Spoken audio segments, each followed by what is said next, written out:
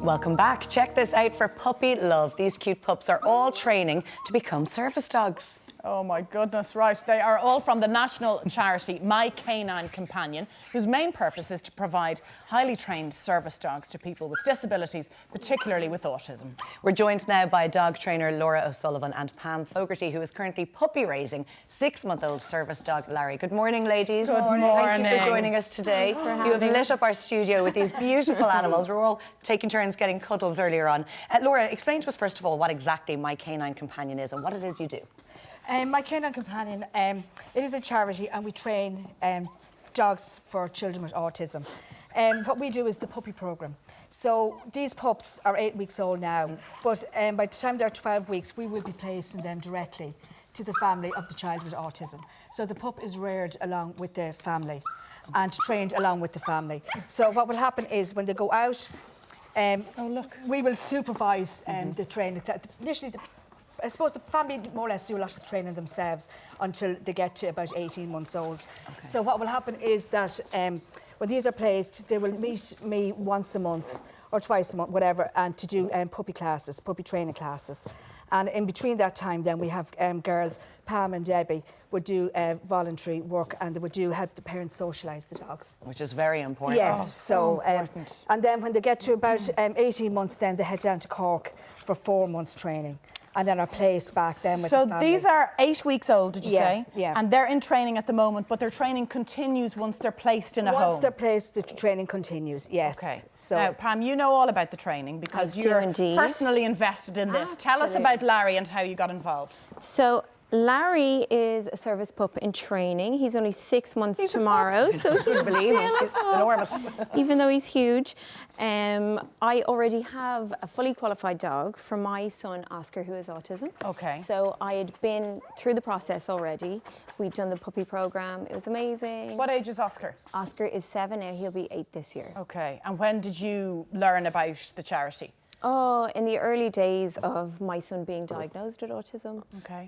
And so we applied because the list was open at the time. And yeah, we went through the whole process. And who's this sweet puppy who's Oscar's canine Oscar. companion? Yeah, that's Oscar and Pia Doodle. That's his How girl. long has she been with you?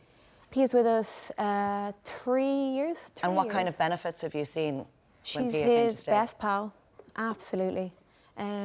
I think it's kind of an unsaid word, but she just changed the whole disposition in the house, you know. Really? The centre wasn't about Oscar's autism and all those worries. It just totally shifted the focus. And I suppose with his peers as well, it might make things a little bit easier for So Oscar. it's a bit of a talking point. She keeps him safe. She watches him all the time. So Oscar does have the attachment with her.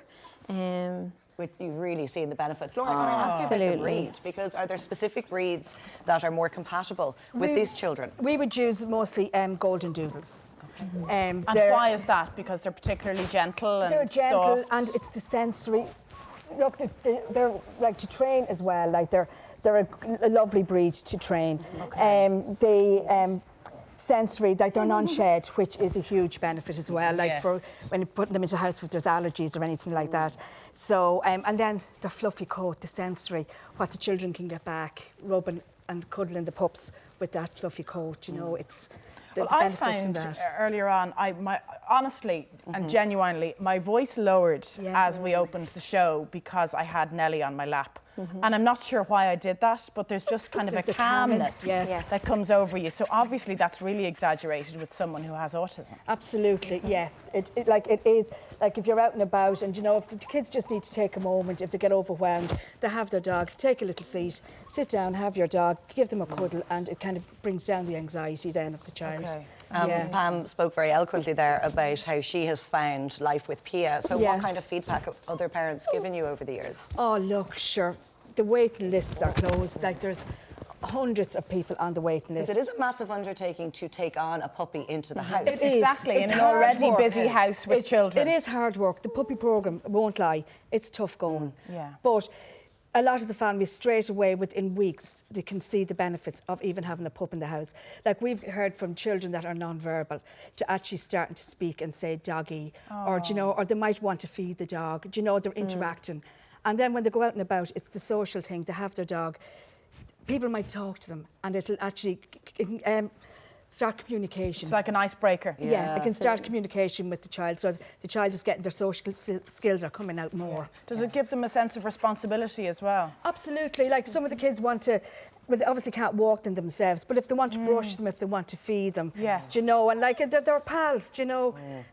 And Pam is fostering Larry, who's the most zen dog I've ever seen. Look at Larry. Larry is Everyone snoring wants to away. be like Larry. Larry is so well socialised that Yeah. he just takes everything in a stride. Pam, now. what do your day-to-day responsibilities involve with Larry while you're fostering him? So he's out and about everywhere. So he's being socialised, being brought on the school runs, to the supermarket. We also link up with Laura and we do great socialisation in Dublin Airport, or getting them used to all sights, sounds, smells. And he will be going to a family in due course who are very Yeah, much so looking he'll- forward to having him, I'm sure. They have to get used to so many different environments. Yeah. Like Laura, we were talking about the lights here in the studio, which we take for granted and we don't Yeah. think about. But of course, the dogs were a little bit blinded by this environment. But as you said, they need to prepare for bright supermarkets, airports. Yeah, just the noise, the smells, like going into restaurants, the smells and food in restaurants. Of course. You know, it's all of that they have to take in. We would do a lot of travelling on public transport with them, getting them used to that as well. Well, Laura, the service that you are providing at My Canine Companion, it's extraordinary and much needed in this country, I would imagine. And Wonderful work. Hundreds of families very grateful to you. Absolutely, yeah. Can And we we're just have a look at the way have a cuddle? cuddling Yeah. together? Can we lift them Yeah, up? can we course have a you little can, cuddle yes. as we finish up now? Yeah. Oh, look, I think they've gone asleep. Oh, the Janie Mackers today. Oh, look at this. Hey, Oh my goodness. They're already going to homes. We can't take them with us to ours. Thank you so much, ladies, No, ladies thank for you for sharing your having us story. in. Well Thank done. you. Continued success as Thanks well. so with My much. Canine We just Companion. stay like this for the rest of the morning. It's therapeutic, isn't it? Up next, how to retain your sanity by keeping the kids entertained. We're talking midterm activities next.